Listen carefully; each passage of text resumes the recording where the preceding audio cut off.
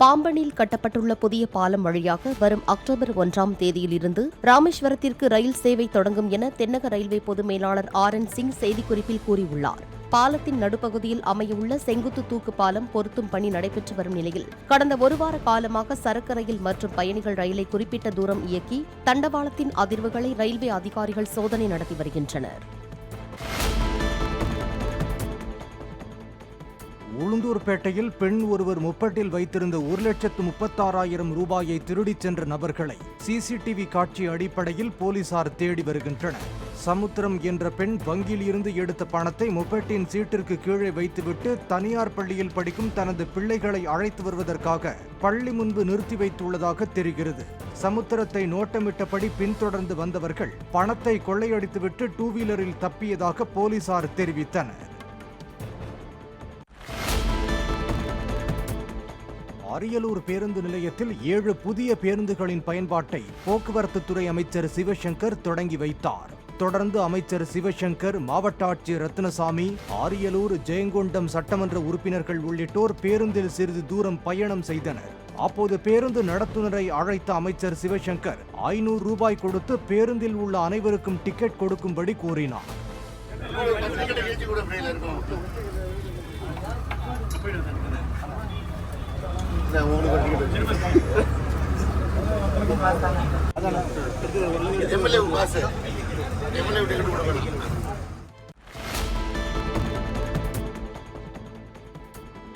Armstrong கொலை வழக்கில் தேடப்பட்டு வரும் ரவுடி சிசிங் ராஜாவின் இருப்பிடம் குறித்து அவரது சகோதரர் உட்பட 4 பேரிடம் போலீசார் விசாரணை நடத்தி வருகின்றனர். ஆந்திராவில் பதுங்கியிருப்பதாக கருதப்படும் சிசிங் ராஜா தன்னை போலீசார் நெருங்கியதை அறிந்து தப்பிச் சென்று விட்டதாக கூறப்படுகிறது. சிசிங் ராஜாவின் இருப்பிடத்தை அறிய அவரது சகோதரர் உள்ளிட்ட 4 பேரின் செல்போன் தொடர்புகளையும் போலீசார் ஆராய்ந்து வருவதாக கூறப்படுகிறது. இதனிடையே ஆம்ஸ்டாங் கொலை வழக்கில் கைதான ராமு, அருள் மற்றும் பொன்னை பாலுவை 3 நாட்கள் கஸ்டடி எடுத்து விசாரித்து வந்த போலீசார் காவல் முடிவடைந்ததை அடுத்து எழும்பூர் நீதிமன்றத்தில் ஆஜர்படுத்தி அடுத்த மாதம் 2ஆம் தேதி வரை நீதிமன்ற காவலில் சிறையில் அடைத்தனர். கர்நாடகாவில் துங்காட்டு என்ற போலீஸ் மோப்பனாய் கொட்டும் மழையில் 8 கிலோமீட்டர் தூரம் ஓடி கொலையாளிகளை காட்டிக் கொடுத்ததுடன் பெண்ணின் உயிரையும் காப்பாற்றியுள்ளது.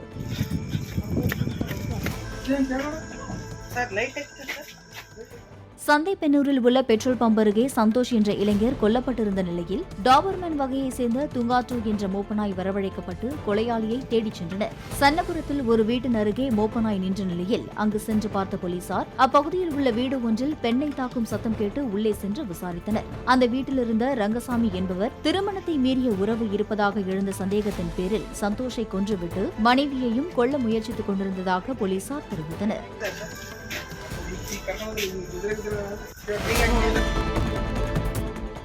கன்னியாகுமரி மாவட்டம் ஆசாரிப்பள்ளம் அரசு மருத்துவக் கல்லூரி மருத்துவமனை வளாகம் மற்றும் அதன் அருகாமையில் நோயாளிகள், பொதுமக்கள் என 2 நாட்களில் 20க்கும் மேற்பட்டோரை தெருநாய்கள் கடித்துள்ளதாக பாதிக்கப்பட்டவர்கள் தெரிவித்துள்ளனர்.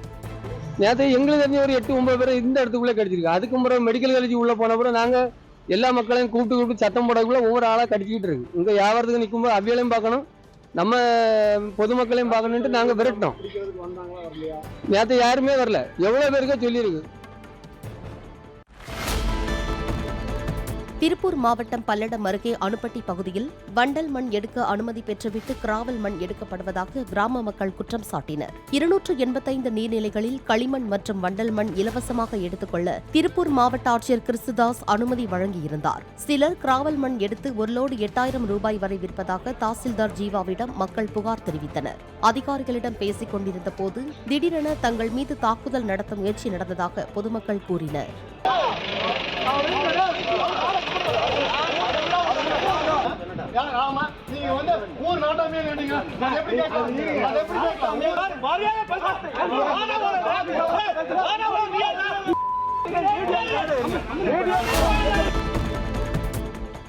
மத்திய நீர்வளத்துறை அமைச்சரிடம் மேகதாது, முல்லைப் பெரியாறு, பேபி அணை பிரச்சினைகள் குறித்து விவாதித்ததாக தமிழக நீர்வளத்துறை அமைச்சர் துரைமுருகன் தெரிவித்தார். டெல்லியில் இருந்து சென்னை திரும்பிய அவர் விமான நிலையத்தில் அளித்த பேட்டியில் இதை கூறினார்.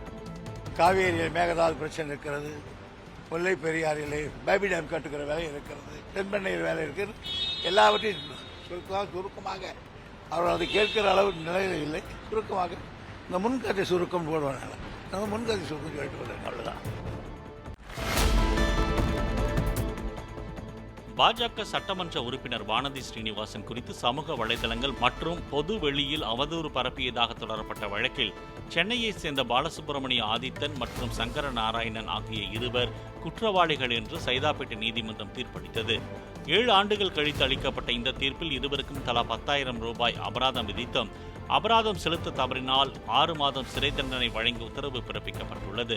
குற்றவாளிகளின் வயதை கருத்தில் கொண்டும் அவர்கள் நிபந்தனையற்ற மன்னிப்பு கோரியதன் அடிப்படையிலும் இருவரும் ஒரு நாள் மட்டும் நீதிமன்றத்தில் காவலில் வைக்கப்பட்டனர்.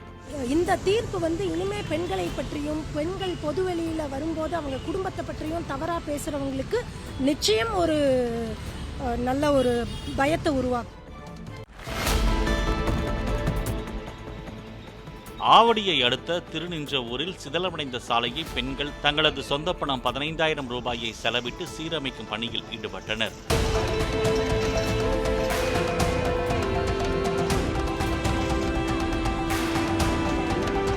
கடந்த 16 ஆண்டுகளாக முக்கிய சாலையான இபி சாலை குண்டும் குழியுமாக இருப்பதால் இருசக்கர வாகன ஓட்டிகள் கீழே விழுந்து எலும்பு முறிவு ஏற்படுவதாகவும் நகராட்சியின் கவனத்தை ஈர்க்க பெண்களே இணைந்து கான்கிரீட் சாலை அமைக்கும் போராட்டம் நடத்தியதாகவும் தெரிவித்தனர். பெண்கள் ஒரு ரோடு போடுற விஷயம் சாதாரண விஷயம் அல்ல. ஆனா இதற்கான நிதி இருக்கும். அந்த நிதியெல்லாம் எங்க போயிருக்கோம் என்பதும் எங்களுடைய கேள்வி. கிட்டத்தட்ட 15 ஆண்டுகளுக்கு மேல இவ்வளவு சீர்கட்டு இருக்கக்கூடிய தரங்கட்டு இருக்கக்கூடிய குண்டும் குழியுமா இருக்கக்கூடிய இந்த சாலை கடந்த வாரம் ஒரு கர்ப்பிணி பெண்ணு விழுந்து பிட்ஸ் வந்திருக்கு. பல குழந்தைகள் இந்த ஏஞ்சல் ஸ்கூல்ல படிக்கிற குழந்தைகள் உட்பட பல குழந்தைகள் இங்க விபத்துக்குள்ள ஆக்கப்பட்டிருக்கிறாங்க.